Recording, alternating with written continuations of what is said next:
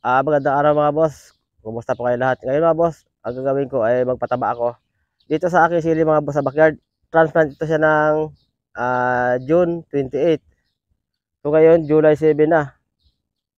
So ano na ito, 9 days ito mga boss. So pataba natin siya mga boss ng unang pataba.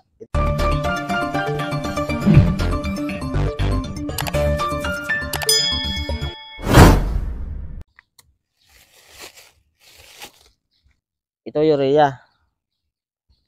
Lapit sa camera ito. Puro urea ito mga boss ang gamitin ko. Ang gagawin kong takal ito mga boss, kalating lata lang sardinas ang gagawin natin takal kasi bata pa sili.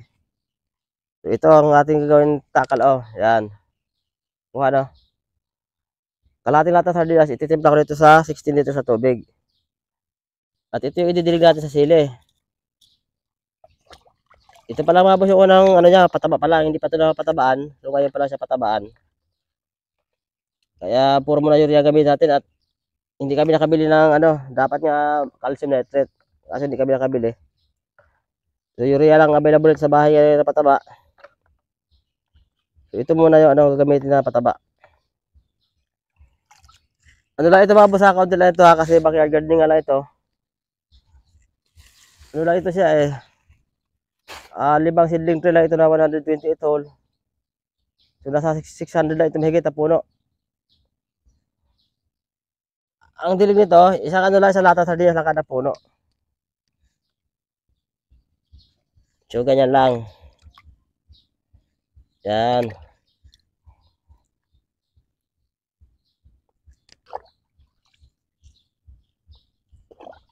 So ganyan lang mga boss ang pagpataba niyan.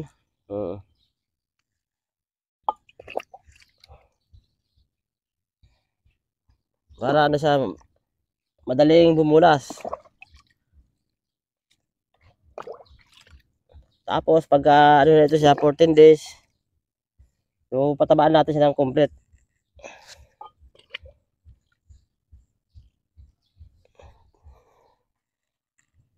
Ito pa lang mga boss yung unang patabaan ito ha, hindi pa ito siya napatabaan. Ngayon pa lang. At paano nga sa amin niya, tuwing hapon umulan, kaya lakas naman.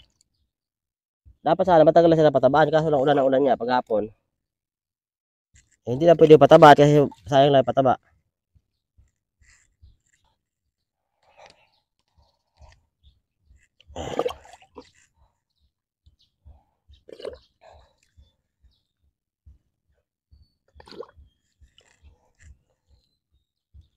Ingatan lang mga boss na huwag masyado binabasa yung puno na sili ng pataba pag didilig. Lalo pag kayo mayroon ng complete. Huwag siyang binabasa kasi ano yan. Nasisira yung ugat, nasusunog yung puno. Kasi masira niya itong sili eh. Hindi siya katulad ng ibang tanim na kahit na basahin siya ng pataba sa puno, okay lang.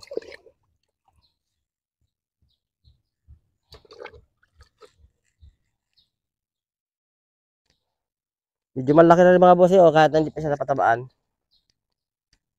Yung 90 siya, pero malaki na rin.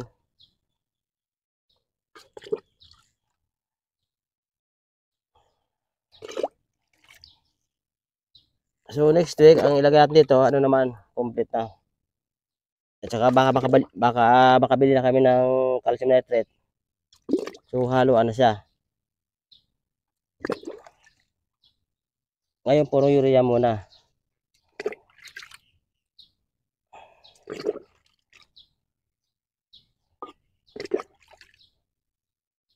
Yan.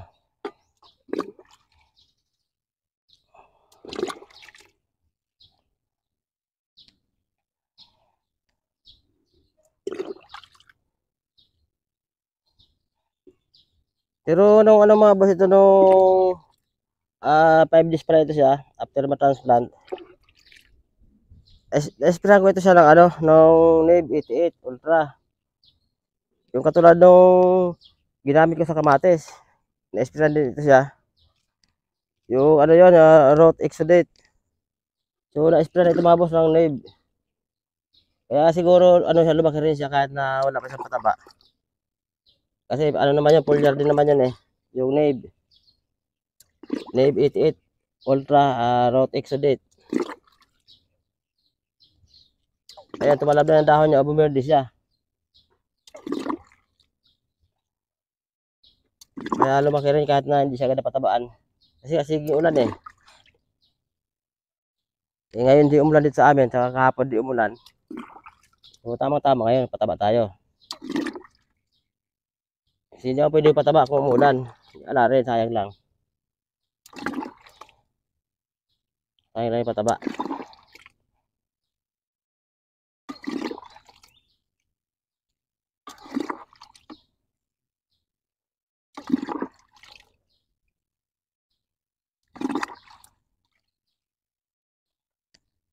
Isang lata lang mga boss sardinas sa dilig ha, kada puno. Huwag tuluhan kasi mamamatay yung sili pagka sobrang dami naman.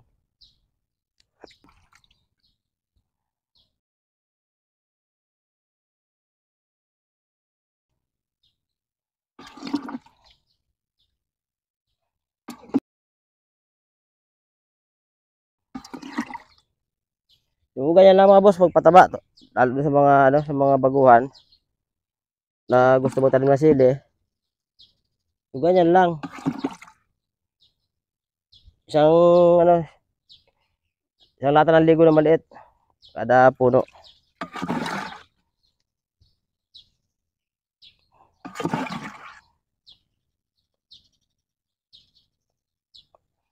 O next week ito, makita nyo maganda malaki na to. So, abangan nyo lang mga boss at next week ito malaki na ito. Magulat lang kayo sa bulas niyan, maganda na yan. So ito nga pala mga boss ang variety ng siling Taiwan na Red Hot F1. So gawa ito siya ng Swiss seeds. Ang kama nito mga boss na ginawa ko 2 meters ang lapad ng kama. Tapos ang sunuran ng puno nito ginawa ko lang na 40 cm. Kasi nga maliit yung maliit yung area namin, backyard lang ito. Para yung punla ay wag lang masayang. Kaya ginawa kong 40 cm lang yung yung pagitan ng bawat puno.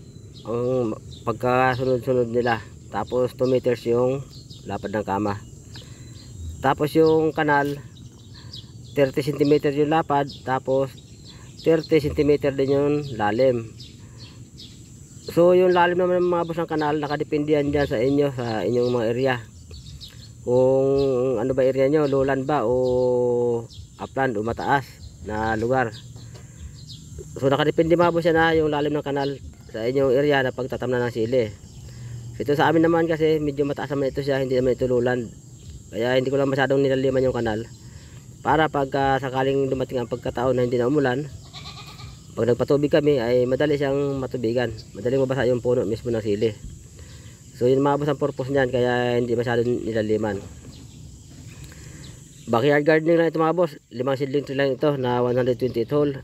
Kaya ito nga paikot-ikot ako dito sa bahay. Kasi nga nakapaikot ito mga boss sa bahay.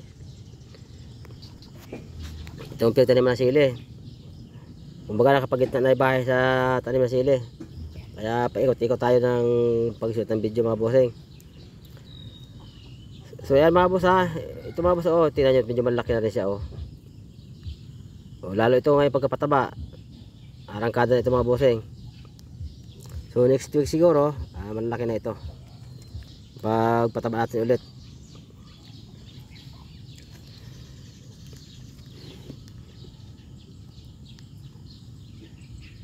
Ayun mga boss kaya paikot-ikot ako mga boss. Kasi nga nakapagitna yung bahay sa tinaman ko na sili. Kaya paikot-ikot tayo. Mataas ito mga boss yung area na ito na pinaniman ko, hindi ito sa lowland. At saka tabi ito siya ng mga kahoyan. Ayan nakikita naman ninyo mga boss sa video. Mismo nakagitna siya ng mga kahoy at saka sa paligid ng mga bahayan. So dito lang muna kami nagtanim ngayon kasi hindi muna kami nagtanim doon sa lowland ngayon. Pinahinga muna kasi lagi lang tinanim ng sili yun, ilang taon na sunod. So ipahinga muna doon sa lowland. So yan sa mga boss natin, mga baguhan mga boss. Tuloy lang kayo magsubaybay at manood ng mga video namin upload para sa mga step by step ng pag-alaga sili. Hanggang dito man tayo mga boss, abangan lang next update. Bye bye muna, bye bye.